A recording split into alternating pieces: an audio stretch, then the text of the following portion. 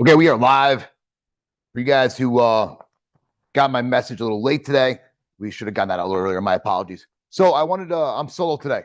We don't have Ruben around. We don't have Leon around. Got my message a little late today.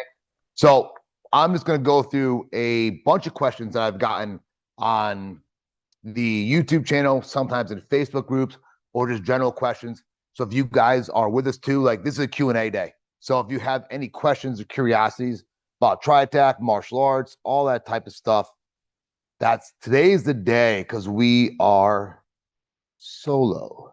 Where's my chat? There we go. See the chat over here. All right. So I know very few people are on right now, but let's just go with it.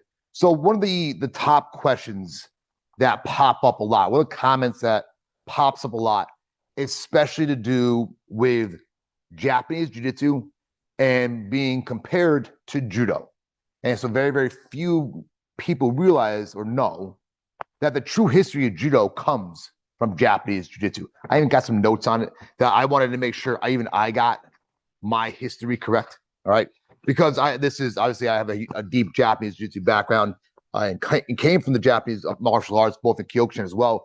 It did some judo training, but in reality, it is very different. And some of the ways of looking at it was Japanese jiu-jitsu was really a battlefield art. All right. It was meant to throws, joint locks against weapons. It was combat, pure, ruthless, destructive combat. In fact, that's when I teach Japanese jiu-jitsu those concepts. That's what I'm talking about. I'm teaching like we are in some shit. We are destroying something. We're breaking something. We're hurting something. For me, that's Japanese jiu-jitsu. What the BJJ side of it would be more like the sportive side. Okay, and same thing with judo. Now, by trying to think, I didn't put exact dates in here, but late 1800s, obviously Japan started to change very differently. It became more modernized, and the need for the samurai was starting to fade. Actually, it's an interesting show on Netflix. Have you ever watched Squid Games? There's like the Last Samurai Showdown or something like that. It's pretty cool. It's like Squid Games with samurais after like kind of age of samurai ends. Interesting. But Kano being a Jigoroku Kano, I pronounced that wrong. I'm sorry. Kano being a Japanese jiu-jitsu guy at the end of the samurai, wanted to keep it alive and decided to kind of modernize it by removing some of the bad and destructive techniques and making it more of a sport.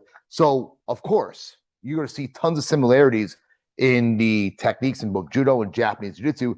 The intent and Japanese jiu-jitsu, as well as the depth of the techniques you did, they weren't just throws. There was breaks, there's some striking in there. There's a lot more things going on. There was weapons combat. So Japanese jiu-jitsu, very, very different than judo. I also think about Japanese jiu-jitsu as like almost a father of all like, core grappling styles. You look at BJJ, judo, and there's a huge influence in Japanese jiu-jitsu and catch wrestling as well. So I should do a little deep dive on that. In fact, I think as I was just kind of preparing a little bit for this day, I thought to myself, I really should just do a deeper dive, a bit of the history and how I think or have experienced the influence of Japanese jiu-jitsu in many arts or seen it in many different places. And cool. So let's get into another one of the next top questions. And this is one of my favorite ones because actually there's kind of two-part. First, people who don't recognize when we use framings or guard, like we're using I would say one of the things that people are known or see on our channel is kind of the concepts of being a frame, whether it be a neutral frame, frame two, frame one, etc. Right? There's a deep series on that. And one of the initial things that people say, well, aren't you just going to get hit in the body? And my simple answer to that question is, well, yeah, of course the body is open, right? But let me explain some differences. If I'm standing like a dumbass with my stance that sucks, with my body position that sucks, and I put my hands up like this, well, yeah, you're going to get hit, okay? Plain and simple. But that's not how people fight. It's not how people stand.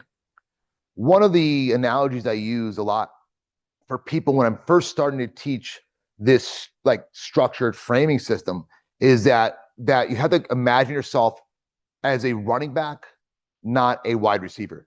Now, I did play rugby. That's the only ball sport I ever played because I couldn't come on as a wrestling dummy. for college. It's interesting, guys. I'll tell a quick story.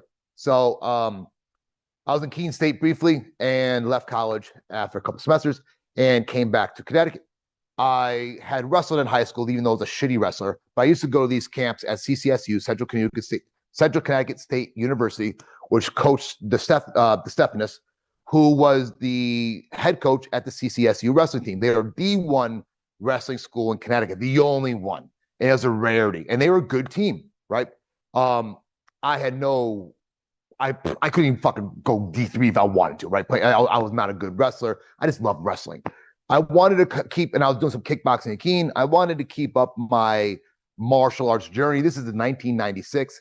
So I actually called DeStephanis and said, hey, can I just come on as a training dummy, blah, blah, blah. And he says, Matt, unfortunately, that they are actually canceling the wrestling program due to having I forget what law it was, but there wasn't an appropriate amount of female sports compared to male sports. And wrestling being a smaller sport compared to football and other things like that, they decided to cancel the only the only D1, like there's only, I think UConn football is in basketball. Well, UConn's a D1 school, but CCSU is not. So ending that program is really sad. He says, a lot of them are going to play rugby. And I was like, well, okay. And I went and played rugby and had a lot of fun doing it. Right when I started playing rugby, I also started my Brazilian Jiu-Jitsu journey. So it's kind of interesting going through both of those at the same time. It's kind of funny. I used to work at the club and I would come back from rugby matches and just get beaten up. And, my face would be just destroyed. My mouth lipping. And I'd be working at the club all night. Then like jiu-jitsu, I'd have jiu-jitsu class. I'd come out broken. Like, Matt, what are you doing to yourself? I'm like, I just love this shit. I can't help it. Okay. So the body shot, okay, going back into a little bit of that question. When we are getting into a good stance, okay, that I think about, we have to be as that running back, that you're lower and going through the line. When you're using this type of guard, you're trying to like be a wrecking ball. You're trying to remove all your major approaches. You see my level starts changing down. Well, it's very hard for people to actually start touching their body, because most people, when they throw a body shot, they don't throw a body shot properly. They start reaching for the body. Boom, boom. Their chest and their head stay tall. Instead, we should be underneath, working and kind of in that range. Now, if you're dealing with the good boxers down there too, great. Those body shots might be a thing, but also great. The framing system is a great way to enter into clinch, which we all know boxers can't deal with. I love boxing, but if you're in sport, they just separate. So the body shot, yes, it is a threat. I'll use Zach, one of our athletes who's been fighting a lot lately, we've been focusing a lot on using this system, that we are always working on keeping his level a little lower because of it. And when he keeps his level lower and tight, he's very, very tough to deal with. Where he does, and others get in trouble, is when they start, this regardless of your guard system, long guard, high guard, whatever you're using, slipping, if you start pulling your head, you start getting your head over your heels, and you're kind of backing up, man. It starts bringing your head up and your chest up. And you're gonna start getting a little bit exposed to those strikes and those vulnerabilities. So completely understand I don't want to say uneducated eye saying, okay, look, that's not a body shot, or there's a body shot available. But if you train it properly and you work your frames properly, that's good. It's good. Now, you should be okay, meaning your stance is okay. Another thought process I like to think about too, if we get used to having our hands, or say we're using more of a split frame approach, I should be able to relatively keep my thumbs at my temples line and start to be able to cover my body fairly effectively. I shouldn't be dropping my arms. A lot of times I'm explaining body shot defense. It's like doing an ab crunch or an oblique crunch. I'm trying to like collapse that structure. Another interesting story. Back in the day, I did this art called Goshin Jitsu or Goshin Jutsu. And it was really by Dr. Kevin Washington, who was a boxer, judo black belt, an educational doctor, not a doctor. And it's kind of funny. My best friend Oz, his father-in-law, and I, Terry Doucette, trained in Goshin Jitsu together for I did multiple arts at a time. I almost forgot about Goshin Jitsu sometimes. But maybe 3 or 4 years we trained together, and it was in the basement of the judo place. And I tried the judo upstairs and I just didn't get along. I was rough, man. I was just rough. But I remember we were doing this session one day because we did a lot of boxing with judo, and he was talking about like kind of body shot defense, and he had us put on our gloves with him first. You know, he demonstrated first that he would just have on and fold his ribs over, and you could layer it in, boom. But then he tries it on us, like, okay, you stand neutral and you take that body shot, and it's like, and it's gonna suck, right? But if you start learning to like pull your ribs over, like your obliques or your love handles, you know what I mean? But you start closing that, and not only like tightens it and protects it too. So a lot of times when we are dealing with any shot, punches on the street, combat, wherever it is, getting kicked, like we have to like brace. And it's a term we use a lot in strength training. Let's say I used to do this program called Super Squats, and I love this program. It's pretty brutal. If you guys are lifters, it's an interesting program, and look into it. So the idea is that you do these breathing squats. Every time you rep, you go, and you brace your abs, and you boom. And it's like, well, unfortunately, years has caused my ribs to flare, but it's man, it's all about bracing. And then when you later get to strongman, when you're moving stones or logs, you need to have this like core, like contained unit. One of my old coaches said, it's like trying to take a shit and holding it in at the same time. It's kind of weird, but you're like, oh, I guess I gotta get what he's saying. But it really is a very strong breath and ab control. Now imagine you're having someone torch you on the mat and knee on belly, or just putting all their pressure on you, and you're getting outweighed by 300 or 400, no, not 300 or 400 pounds, but like 30, 40 pounds, let's say that. Well, you got to have good core bracing. So in general, whether it be someone laying on your body, getting punched in the body, whatever, kicked in the body, you got to learn to have a good brace, and then having your level lower. All right. If you are in combat, if we are in the chaos zone where we could touch each other, I don't want to be tall. I mean, unless I can move and play, but that's me getting out of the chaos zone and using longer tools. If it's no rules street, I don't want to say deadly combat yet, because I don't know if he has a weapon, but it's chaos combat. Like, yeah, I want to be survival mode, right? We did a lot of my class night flight as a jiu-jitsu class. We did some trips. They are variations of Kosodogaki as well as Koichi Gari, a little bit of like a dropping versions. And we worked on some entrances and all that type of stuff. But then we got into playing or passing the half guard. And I don't care if you are studying jiu-jitsu or not studying jiu-jitsu, the idea of half guard, having one leg in, one leg out of your opponent on the bottom, is a very common position. It's one of the positions I teach a lot, because it's almost you're forced to be in half guard. You can't ignore it. So the guy in the bottom should know what to do from there, i.e. we get to a knee shield first. But the guy on top also needs to know how to get around it, because it's very instinctual for someone to like latch their legs around you. So we're working on half guard passing last night.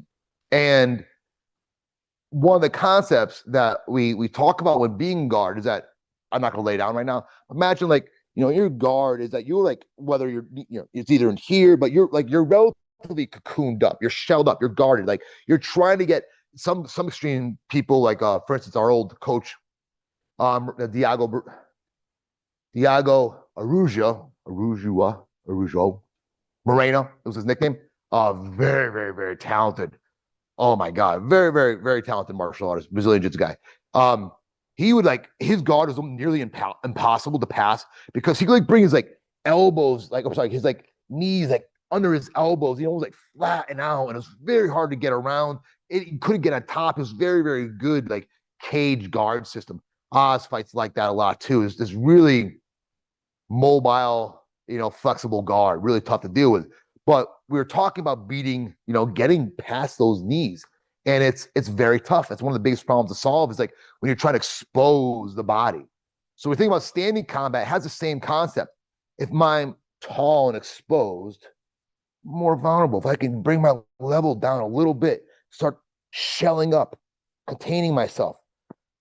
Again, one of the hardest things I have to get people to do in the beginning here, especially guys who are athletic. We do have a lot of people come from like a bodybuilding, strength training, working out background, and you're in an environment where it's it may feel like alpha male-ish. We're all just the way I look at, we're all alphas here. It sounds so weird to say, but it's a no bullshit environment. I mean, if you're here, you are someone who's on a mission, and I respect the fuck out of that. Okay, so but a lot of guys will come in, they start getting in the stands. They keep the delts. I'm like, man, I can't hold my guard up. I'm like, man, like you're not going to get anywhere this way because you're fighting your own body. So you have to teach people to be like unpostured. I pick up my shoulders and roll them forward. It's almost like I'm hiding. Now, like instead of me having my delt open and trying to fight in his guard, my chin tall, I'm like holding my arms up. That's not gonna last long. I'm just getting rolled and contained, harder to hit. My jawline is getting protected. It's easier to get my hands up. That's how we should be fighting. But it applies to jiu-jitsu too. When you're getting smashed or in your net tight position, you need to be shelled up and contained. Okay. Let's keep moving on. So now, okay, one last one. Then I'm actually going to read comments because I think they're kind of funny and some are really good. So last one that I get a lot. Is that Casey? Is that Defense Lab? Is that 52 blocks? Excuse me. So I guess the answer is yes, but it's not. But that's like saying, is karate taekwondo because they use a kick? Or is Kyokushin like Ishinryu karate? You know what I mean? They're both variations of karate. So did we learn some of the framing attacks and systems that we use from, I would actually argue, if you look at my true journey into this type of defense and part of our approach to combat, it would start off with Crazy Monkey, Dr. Rodney King, not that Rodney King. He's from, I believe, it's either South America or Australia. Very, very intelligent guy. He actually has, I believe, an underrated YouTube channel, but he did this series back in the day, Crazy Monkey Defense, Crazy Monkey Boxing, which was essentially high guard system, but very dynamic. And I just loved it. I thought it was a shit because it worked. It got you very confident in your hands and your striking right off the bat. He was also a jiu-jitsu black belt too, so he was very adept in the grappling arts. Very, very good martial artist, interesting guy. And I think he was part of Straight Blast Gym way back in the day. Doesn't matter. So that was my first exposure to it. And then as I continued to research throughout my career, as I always have, I discovered Casey Fighting Method and got all the videos and DVDs, knew who everybody was. This is really cool. I found it very, very interesting. In fact, I remember seeing Ruben for the first time in those videos. And the problem I had with it is, even though there's a lot of information in these DVDs or videos that eventually got, it was like it didn't connect. I didn't there was something missing, right? And here's looking back is how I feel about all that stuff. Is they did a very good job like demonstrating drills and flows and like what you can do with what we would call frames or shapes or pencil or whatever you want to call it. But I don't feel like they did a good job of breaking down like how to use it and understand why it works. And that's what I need as a martial artist. I need the why. I need the details. I need the why and the concepts. I need the failure points. You know what I mean? So just like the getting hit in the ribs, that's the failure points, or in the body. So you have to understand why you're doing certain things and like unlock those secrets. If you guys have ever been to my 3D Lab events, one of those we did on the golden nuggets. And that's essentially what I was looking for. So Defense Lab, I got to when Casey folded. I had been following Casey for a while, and I noticed that there was a group in Long Island, New York, about 2 hours from me, that I intended to go up for a long time. I just never had the chance.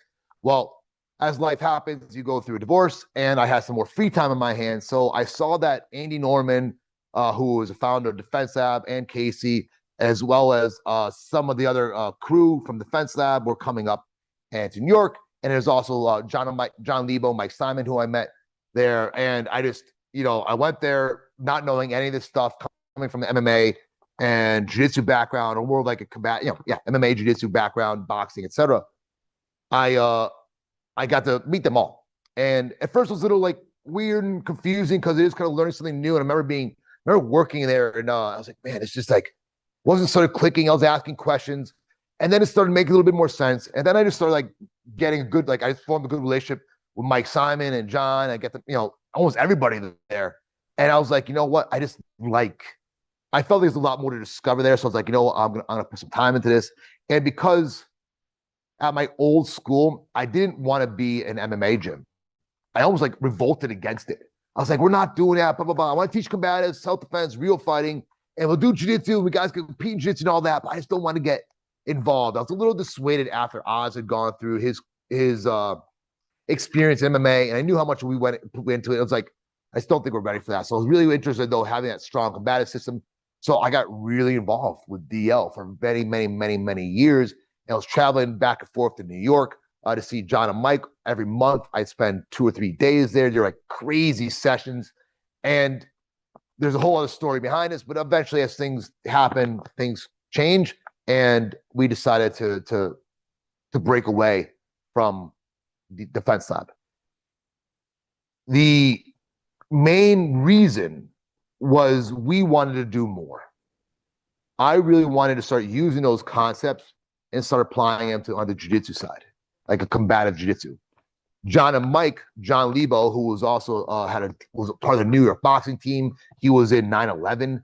He was an adept Muay Thai guy, knife fighter. John's fucking sick, dude. One of the best instructors I've met to the day. Fucking wild. I love Lebo. He's out of this world. Wild. He's Missouri now. He moved. He's now a sheriff again. But he's crazy. I love John. If I ever get to see John again, it'd be great. But phenomenal martial arts instructor, purple belt BJJ as well. And Mike Simon was, I love Mike. I still talk at least once a week. Mike's a dear friend of mine. Where he's coming, we was just here a little while ago. He's coming back for a big party. But Mike is one of the most powerful strikers and just phenomenal representation of body mechanics.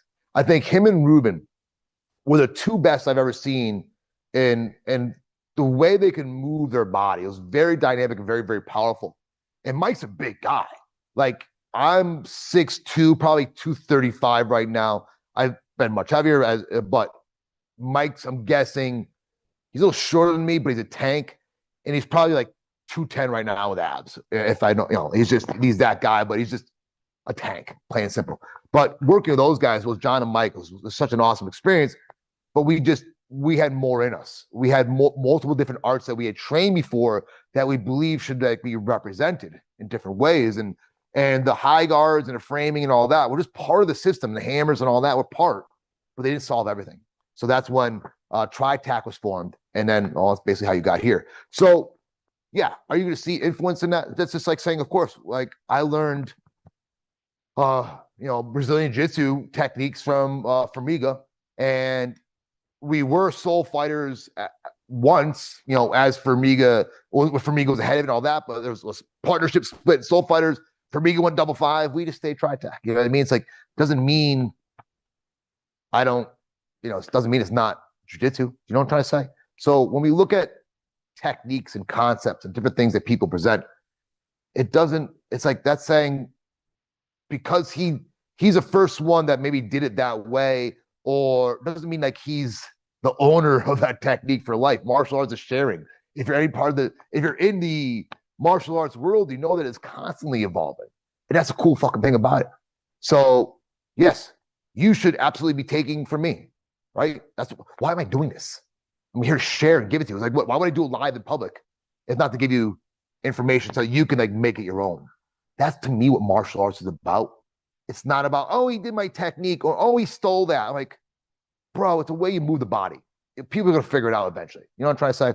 So yes, we absolutely try to give credit wherever I can. And we have all throughout the years. And it's just, we learn it from that. Just like if I learned something from Miga, so I learned it from. Learn something from Russ, Shion Russ, or Japanese Jiu-Jitsu. Exactly. So you got to just, a lot of people kind of not give a shit about it, like kind of like questions. You're doing Casey. Like, well, Casey has the same system, same concepts. It's not the same systems, what I meant. Okay. I hope that makes sense to you guys. Next, I did want to get into some questions. And I think some of these kind of funny. And then I'm actually going to start with a funny one. and then I'm gonna go from there. So I remember this comment the other day, and I really wanted to I guess almost kind of talk about it because this does happen a lot. And let me just read it first, okay? I know it's dumb to think, but what breaks any martial art is a simple wooden stick. So let's just stop right there. There's a lot more. So, out of all martial arts skills in the world, do I have a stick around here? No. A wooden stick is going to end it all. Okay, I have a deeper thought process on that, but I just want to make sure that we have it that all your martial arts training throughout the world, because your opponent has a stick. Okay, so not rage baiting. I was just thinking about the fact that fighting for man is an art and a little more. I mean, the best way to fight is real case scenario. To avoid troubles, not fight at all for somebody at all for anybody. So the entire martial arts stuff are most of the times just outside the ring. Why am I thinking this? Obviously, we've got a little different person on our brains right now, but I am thinking, saying like, why train martial arts? Just not get into trouble. Well, yeah, my friend, I absolutely agree with that. And I think I train martial arts so I don't have to worry about trouble. I had I had an older friend who came in last night, and he had done some training way back in the day with us. He actually gone to China and trained Kung Fu. Very interesting guy. He's a comedian now. Kevin Doty, very intelligent, very funny guy. So Kevin came in, and because he wanted to get back into martial arts again, but he'd also gotten in a little bit of trouble after a heckler had bothered him after his show, and heckler like basically shoved him through him, and he didn't know what to do. Even though trained martial arts before, he was like just like kind of caught and unaware, like he just got his did it to him. He shoved him. He didn't expect it. He was drunk, but all of a sudden, boom. So how was Kevin supposed to avoid that? Or was Kevin supposed to pick up a stick and then just beat the guy? You know what I'm saying? So, or I'll get to my favorite statement in a second. So we'll continue on. So, first of all, by asking what is a fight, are we talking about a fight between two naked men? Again, we're dealing with an interesting guy here, right? Why would two naked unarmed men fight? Are we talking about melee weapons? The most common would be stick or a chair. Interesting. Are we talking about range weapons, crossbow, bow, rifles, or just throwing rocks? I mean, it might look stupid, but the reason why the entire martial arts stuff works is because we want to analyze a certain scenario where it has to work, but really takes so little to break the rules and make it not so good. Okay.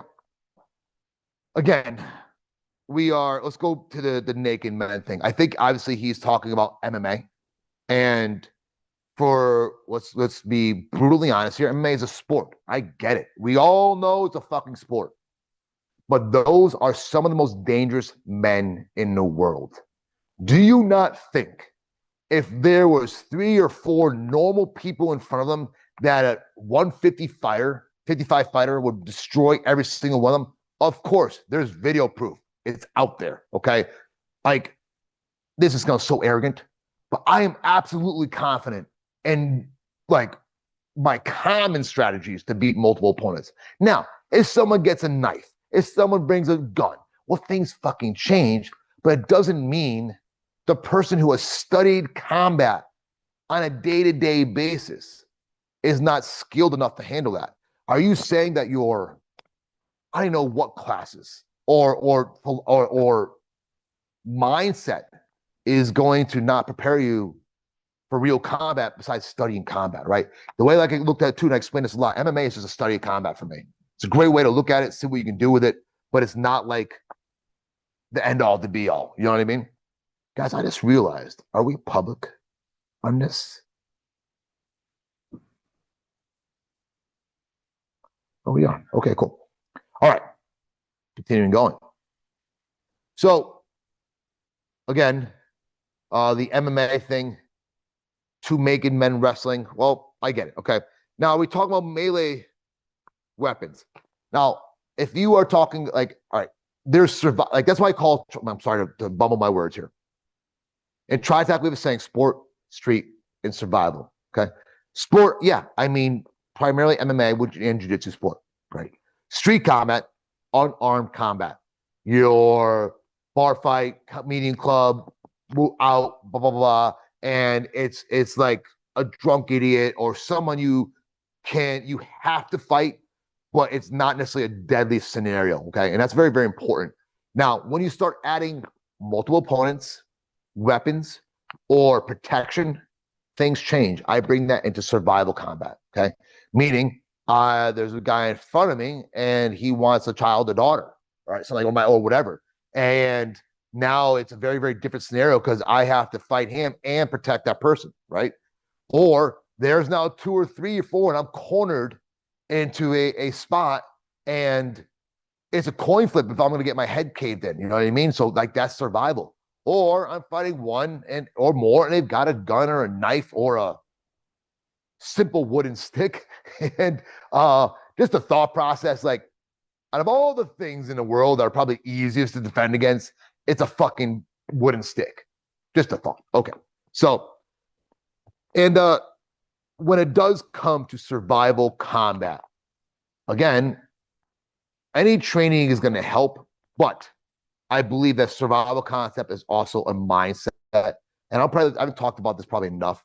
There's a good, even though I don't always agree with this guy and some of the things, but I actually do think he's got some very really concepts. Tony Blauer, and he put out, it was years ago, but I think it was a CD series or an audiobook series. I remember getting it, and it was I forget exact topic or what the whole thing was about, but it was more like a mindset on survival and combat. It was very interesting. And I remember part of it was there was a study that he cited where they had talked to people who had survived violent attacks, whether it be robberies, home invasions, the R word, that all that type of stuff, right? And they found out there's no like training, there's no classes, they weren't all bodybuilders, they weren't a certain size, blah blah. What they all had was a mindset of survival. They just refused to accept that anything like that this was going to happen to them. They just fought for their life. They refused to accept it. One of my friends who, a female friend I'm very, very close with, was we were talking about something, and she said, "Oh God, I'll just give up in that situation. What are you going to do?" And I looked at her, I'm like, "What are you talking about? You can't. That's your life. You're just going to give up on that." So it's kind of interesting, like survival concept. Yes, having skills and training the drills, like if you really want to have the skills to survival, like a knife or a gun, like yeah, get as much real and like scary reps in front of you as possible, and your chances will increase. Another kind of related note to this: what time is it? Okay, I'm good. My heater just turned on. Yes, thank you. On a related note, there's obviously you guys know I like Alex Hormozi, or if you've been listening to this channel, you know I like Alex Hormozi a little bit. And he was talking about people who do door knocking. Like you have to like whether you're selling solar or some shit like that. We don't do that. But he was just like a study of business. I find those interesting. And he was saying that people, when the younger entrepreneur kids was like getting the door slammed in his face a lot. He was getting like, it's hard to continue, keep going. And Hormozi is like saying it's a reps game. You have to obviously knock on all these doors, blah, blah. You have to get used to being slammed in your face. He goes, the best way to do it is you get a training room, you have your buddy on the other side of the door, and every time you knock on it, he degrades you, slams the door, calls you the worst things in the world, tries to get in your face, just makes it horrible for you. Desensitizes you to the aggression and dislike that you come knocking on my door, and I live in kind of a private community. You come knocking on my door, I'm fucking pissed. The dogs are going crazy. They're yelling. I'm working, I'm relaxing. Like, mother, who the hell are you? Ooh, why are you here? So I'd probably be that guy that yelled and slam the door in his face. That being said, if you do that enough, you get it happen to enough, you get enough reps in, well, it's no big deal. So not saying you need to get stabbed a bunch, but I mean, if you have a training knife and you just get used to having people attack you. Now, we don't do that as much as we used to do back in the day at Cobra Kai Jiu-Jitsu because here it's a bigger environment and there are some risk factors involved, plain and simple. could you grab, actually, that's okay, on my cup, my desk. I'll be right back. We're live. You're fine. It's okay.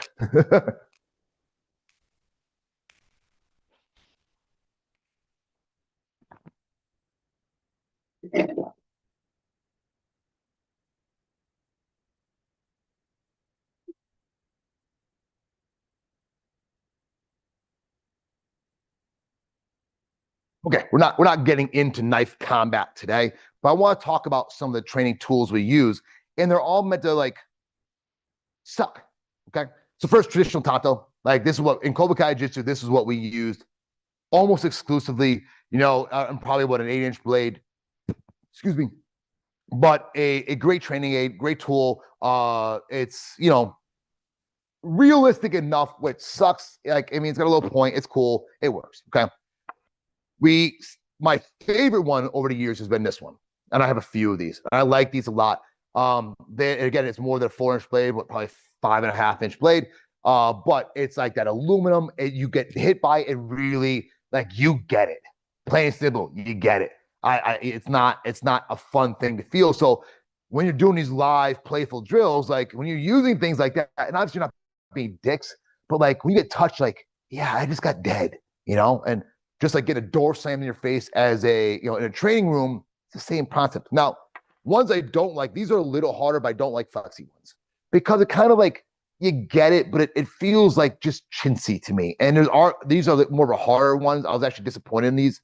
I thought they were going to be a little bit more like robust because these are a bit more expensive. And I got a few of these, but I just actually, I mean, I should feel bad. It's a very popular brand, but it's better than other ones I've seen. Let's put it out there. There is a flimsier one somewhere. Now, I got a few of these as well. Unfortunately, they lasted like didn't last that long. It's a traditional folder, and in my truck I have the mirror of the one I carry. I have a folding like training blade, so you can work with it. But these are good to like get some reps in because this is like what you most likely will face. You could take it a step further where someone has to work out of their pocket, draw it, and then you get used to like facing that. But anything we like, if we are doing like pocket work, just having that in there, etc. You get the point. So it's just a big thought that if you are training for survival combat, well, you have to train survival.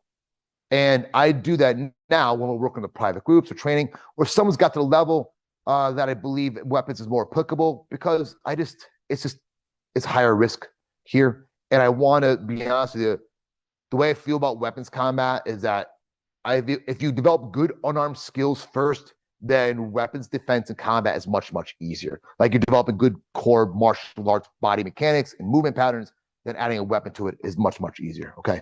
Not done. Okay. Then it was the crossbow, bow, and rifles, just throwing rocks. This brings me into the gun comment. And you'll see this a lot when people complain of martial arts. I'll just pull my gun. And I just think this statement is just so stupid that your response to someone doing martial arts or possibly having the ability to defend themselves pisses you off so much that your answer is just shoot them. So let's bring Kevin's situation back again. Kevin got pissed or pushed by a drunk guy in a bar. And maybe that drunk guy kept coming after him. He didn't. But is Kevin supposed to pull his gun and shoot him? Well, some of the younger ones out there now who probably played way too much Call of Duty might do that. And that's a sad thing. But I think if you're on this channel, if you're listening to me, then we know that's a pretty stupid thought process. Like, why the fuck am I just going to pull and do deadly harm? That's a drunk idiot. But my martial arts training allows me to have that confidence. I don't need to take it a step further. It's kind of funny. I'm telling stories today because it's solo and we're going to go for it. One of the last altercations I ever got at the Brickyard, the club I worked at, it was, I mean, I almost think it was like a week or two before I left that I was moving a guy out the bar and I was being lazy. And he just turned around as I was moving him and just fucking hit me. Boom, right in the eye. And split my brow.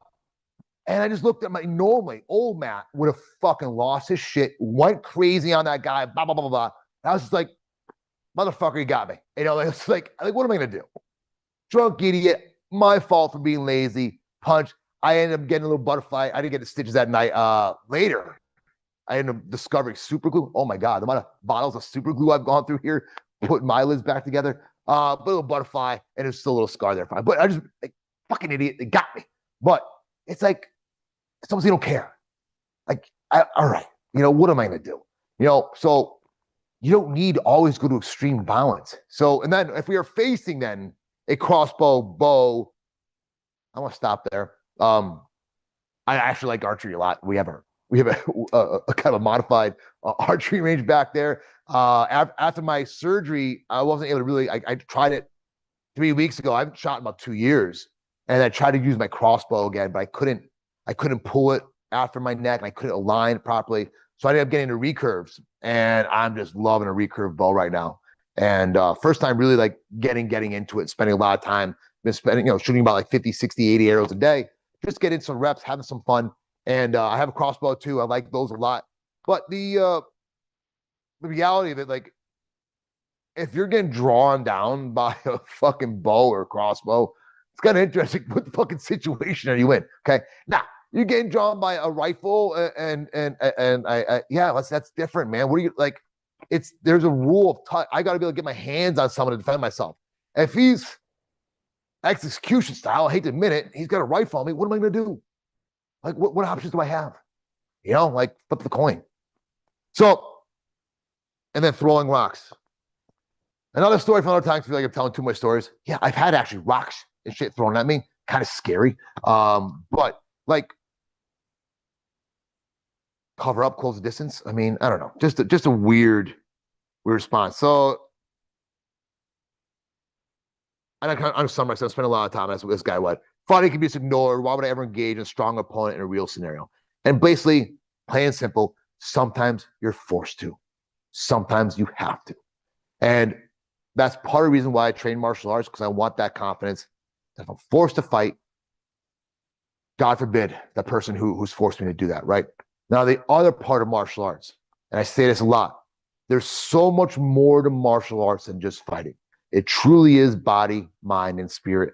There's something very deep about this thing that we do that's just fulfills us. It gives us our personal strength. It makes you feel more healthier in the world. It makes me more ease with people.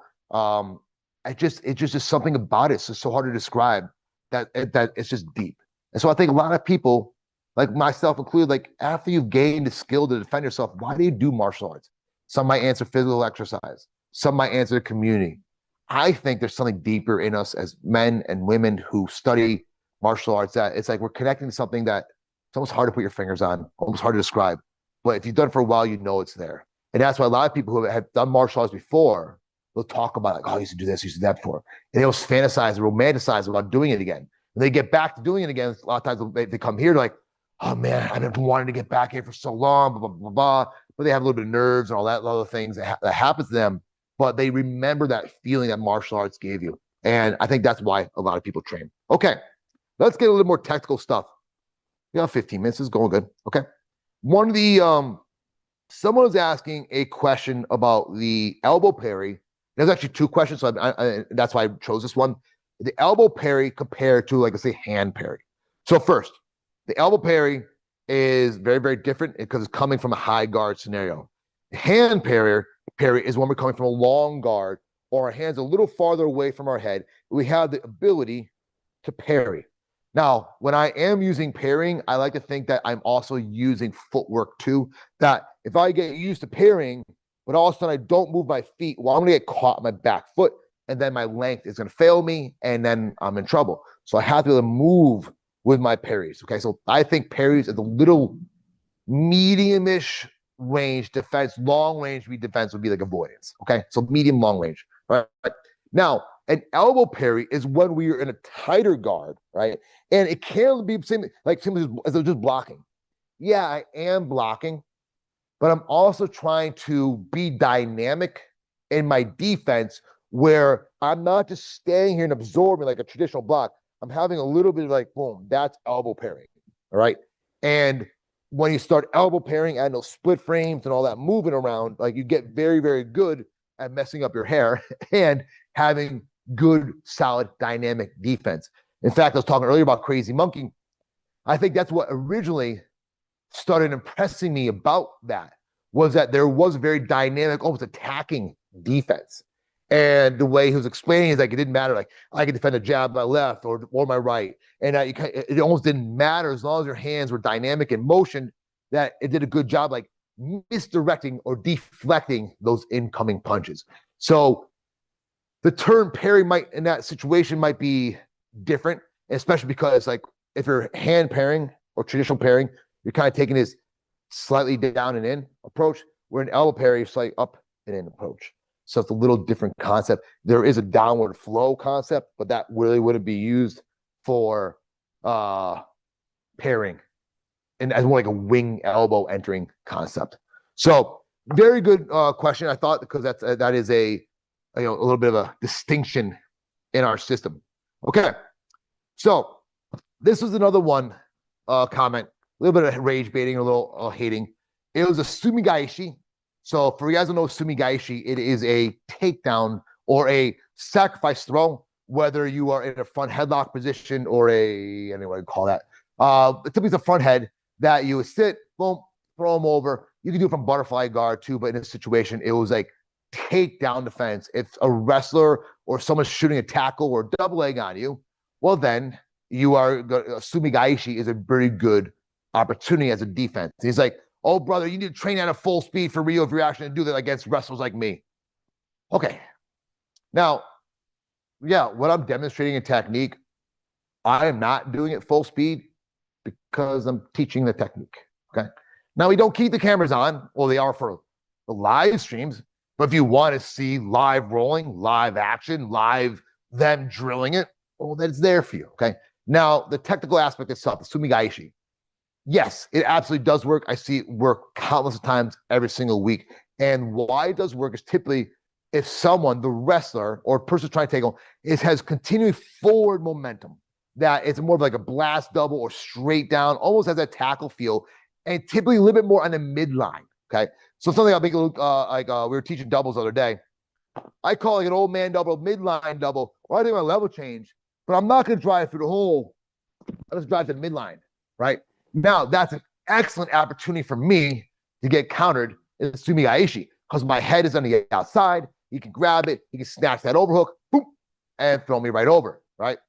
Other times I see sumigaishi really well is that when the person who's getting taken down establishes guard on the way down and gets a hook in. Now, if there's the other leg out, it kind of turns into like an elevator sweep. Or if they have both hooks in, it almost turns into a traditional sumigaishi sweep. But the concept's the same. They have control. They use that forward momentum. Even though they're on the ground, they're using that continued momentum that's finishing. And then they elevate it. It almost looks like a guard sweep. But really, it's like they pull guard in the air and are sitting down and then going right into the sweep. That's probably what I see almost, I don't say nightly, but pretty close. And I could go even a step farther, probably multiple times a night. I'm trying to even think last night that we have some adept, very, very, very skilled wrestlers here. Very skilled wrestlers. And we start standing. There's no point, like, meaning like you can't just sit to the ground or sit on your knees, God forbid, and do jiu-jitsu here. Everybody starts standing. So you either get really good at takedowns or you really get good at takedown defense and having a good guard. So people are used to both sides of the equation and they get used to like countering wrestling. So does sumigaishi counter wrestling and other things? Of course it does. You know what I mean? When I'm teaching a technique, why would I go full speed? I'm trying to teach something. Well, that's not serving you. It's not helping me. You know what I mean? I'm trying to share with my students, share with you. Okay. Next. Now this was a good one. So I'm not gonna go to hammer right after this. Someone said currently training with some online classes. Now the only thing I need is bodies to train with. No schools in this area, so if I don't create it, I can't play. Your thoughts, have you ever been in that situation? Yes. And here is my my feedback on this. I absolutely recognize and understand that it is tough to find the martial arts training you might be looking for in your area. Okay. And I also understand that sometimes people have trained martial arts before or have not trained martial arts before and want to train martial arts. do have a bit of hesitation about maybe going to a martial arts school because they are worried about getting hurt, embarrassed, etc. In fact, right before I jumped on a Zoom or this live stream, I was talking to someone who's coming to my MMA class tonight, and he was worried. He wanted to just watch because he was worried he would embarrass himself and slow the class down. I'm like, brother, it's not like that. We love helping you. It's a fundamentals class for a reason. We're gonna take it slow. It's not a if you screw up, like, look at that guy, right? Another guy who was nervous. He wants to do MMA, huge MMA fan, but wanted to start off with judo because it looks safer to him and only wanted to watch a class. But then when I was talking to him, he's like, I just want to do MMA. But he's like, well, I want to make sure like I can just do it. I'm like, meaning he wanted to watch it enough times to like learn it and then do it. I'm like, it doesn't work like that. You got to actually get involved. All right. So, one, if you could find a martial arts school in your area at all, I suggest going to check them out. Now, you got to have your radar on. You got to be looking around for like some big dojos, that type of thing. Now, this is from Steve Stanley 5183. I should have read these out earlier. And Steve, if you're listening, yeah, there's probably some martial arts school in your area that has some sort of good training. It is your responsibility to go and look at it and find them. Now, let's say that doesn't serve you or it's not what you're looking for. Okay, now you have to get into solo or like small group training. If you're solo training, you absolutely need a few things. One, you need a mat, plain and simple. It doesn't need to be like this. You get a 10 by 10 mat, maybe it's even square of those whatever, interlocking mats. That'll work for now. Then you need a training dummy or heavy bag at least. Excuse me. I am not sponsored by Century. They should sponsor me. A lot of times I talk about Bob, but that's probably one of the best training dummies I've seen and used. Now, let's say martial arts training on average probably costs people between $150 and $200 a month. I think that's $500, something like that. Black Friday coming up, maybe they got a special that you're going to be, okay, in 2.5 months or so, you're going to have, way more value out of that than maybe going to a martial arts school that you just don't like. All right. Especially get roped into a contract. Fuck all that. That's why we don't do contracts here.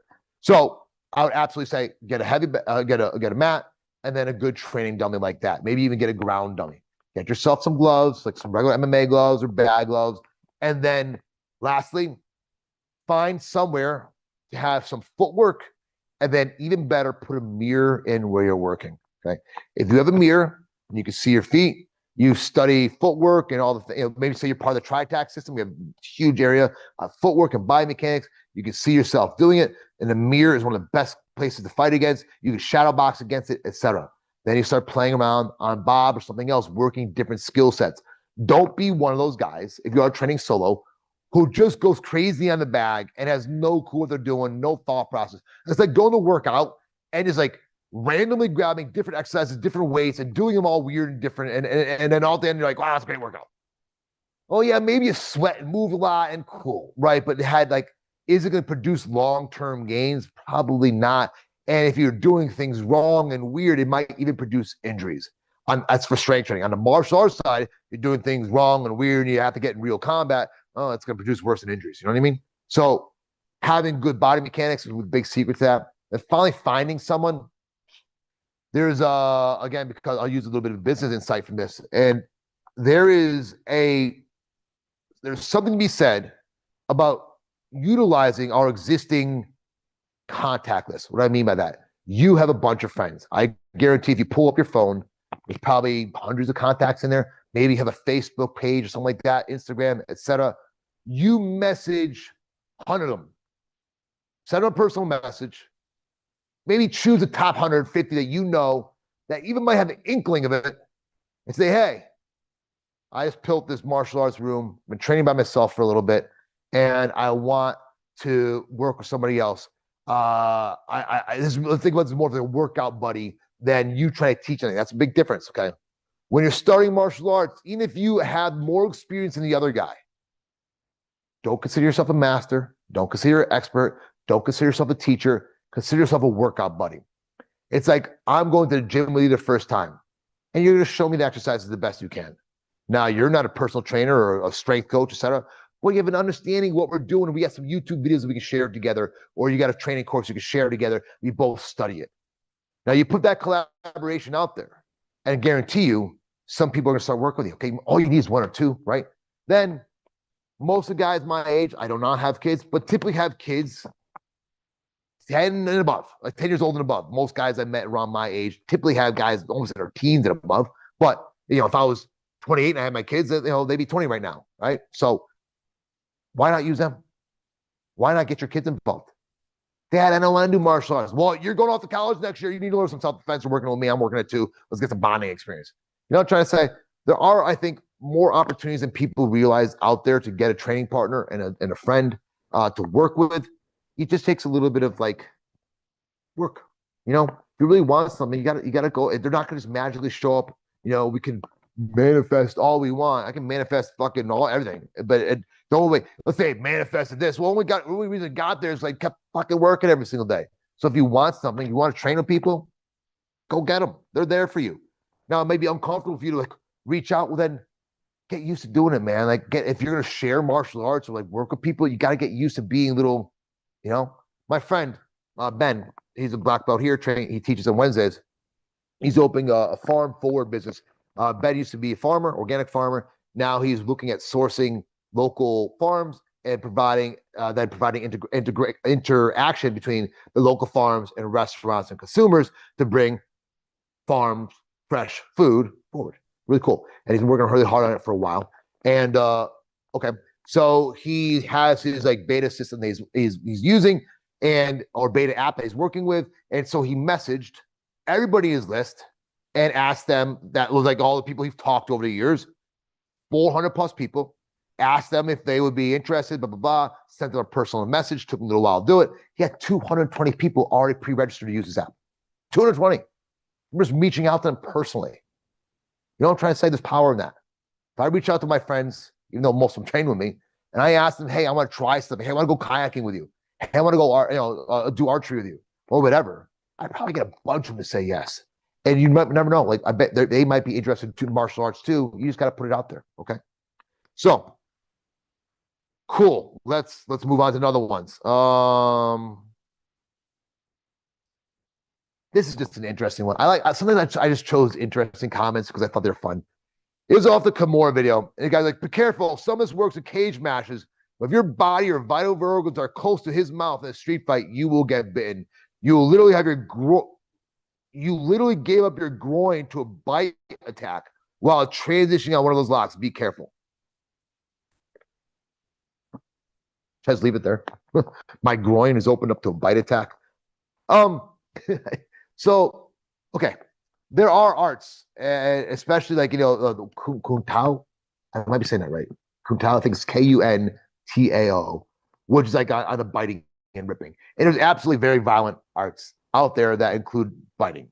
Now, my answer to comment, and I put it here, was if I am breaking your arm in a Kimura, do you think you're gonna have time to bite me? Like your arm is gone. You're screaming in pain, wishing you never met me. Like, I'm not worried about getting bit. If I'm in a Kimura, is my like lat exposed? Not anymore. His face just went to the fucking ground. His shoulders rotated all the way around. I'm good. You know what I mean? So another one comment I see, but it was a video on it. It was some guy, some street fight guy was like, oh, if you're in guard, it's going to knee you in the nuts. It's harder than you think. Plain and simple. I'll grab your nuts. Great, you just gave me your arm. You just gave me your back and you try to reach down. I just gave me a triangle choke. Like, people have no grappling experience trying to comment on how they're going to beat grappling is awesome. It's hysterical. If you've never grappled before, and even a blue belt gets a hold of you, you are going to feel like a fish out of water. Now, unless you are like 6'10", 300 pounds, and he weighs 150, well, that size does matter to a certain degree. But what's cool about the grappling arts is that I do believe the size disparity starts getting, it's not as big as you think. So it's interesting. Okay. So yes, we have to be very careful of biting attacks to the groin because those are just very, very, very dangerous. Very, very dangerous. We'll satire there. Okay. Last question, guys, and it's actually perfect timing. I'm going to end this in a second.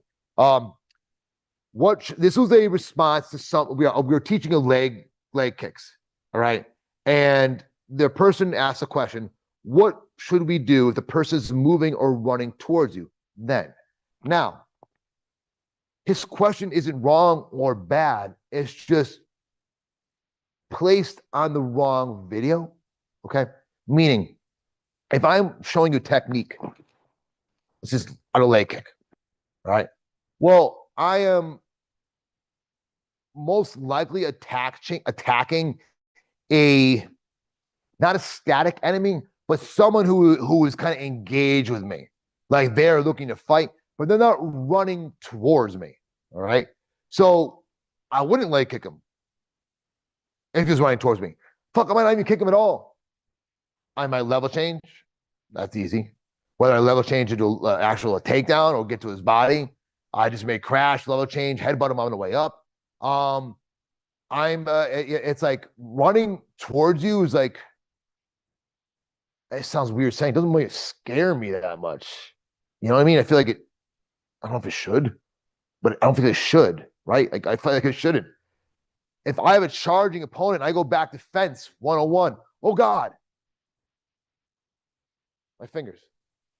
Like MMA fence. Hey, where are my fingers? Up and out. Combat fence. My fingers are aimed right towards your eyes. You run into my eyes, or spear your fingers on my eyes. That's cool. Spear your eyes on my fingers. There you go. I got it. That's kind of cool. You know what I mean? So there's no like, I don't want to say fear in someone running towards you. You just have to like be, as always, I think, like confident in your ability to defense, like defend yourself, just confident in what you can do. Actually, I saw some YouTube comments over here. I start from seated. Yeah, Chris, I know you start from seated guard, but you get away with it, and a couple others get away with it because I know you're. I know you guys. It's almost like I'm almost letting that slack a little bit at the purple belt level that they can pull guard. I kind of look over and I'm like, I don't like it too much. It also depends on a person. If you're going with someone who's much smaller or inexperienced, sometimes it's okay to sit with guard, but as a general rule, not even an 80-20, 95-5 rule. And I got 20 people in my class. One or two of them are going to be sitting in pool guard, and Chris might be one of them, but we're not going to talk about that. If you guys don't know, Chris is our head strength coach here, our mad scientist. We want to get him involved in this too. He's been working on a combat conditioning program for martial artists. It's more than a combat conditioning, like a martial arts strength training program. Something we are both very, very passionate about, but we wanted to strengthen that side of our online part as well, or the Tritac like core service, because strength training is a big, big, big part of what we do. You guys don't see a lot of it here, but it is a huge part of what we do. And Chris is a big factor in that, is the big factor in that. So he's me kind of getting more and more involved with these lives, more videos.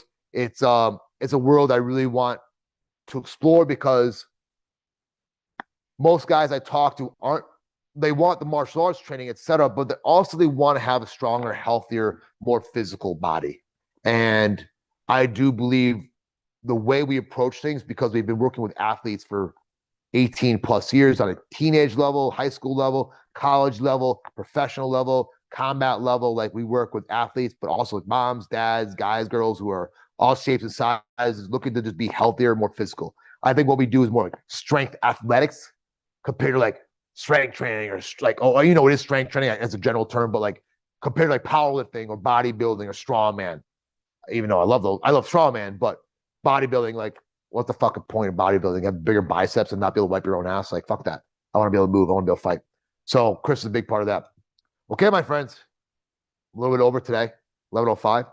I will leave the chat open for a second. Any thoughts, questions, curiosities? Japanese jiu-jitsu since I was 3, and I retrogressed back, and appreciate you teaching lost concepts. Yeah. I don't believe these concepts are lost. I believe they are just, not as popular as other arts have become, BJJ, etc. But there's just, I think if you want true Japanese jiu-jitsu concepts, you got to hunt a little bit, They're out there. I'll rep the school again. Jukido. Oh, I'm gonna open up a new tab really quick. Guys, if you are not following, if you like Japanese Jiu-Jitsu, Jukido.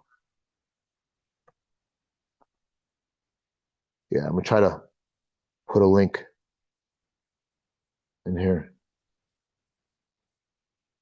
Yeah. He's on YouTube as well. I forget his name right now. I reached out to him and we talked briefly.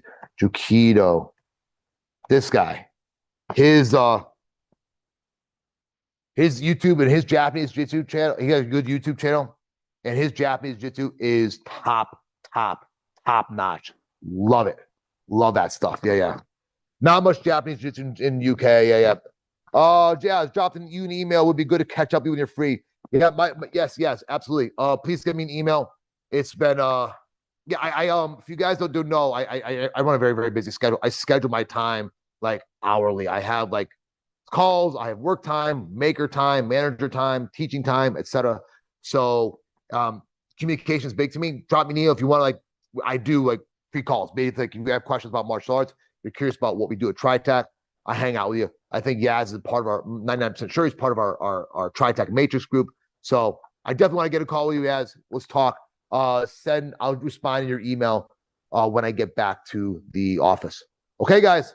I don't let you go for now. I'll give it 30 seconds. Any more questions?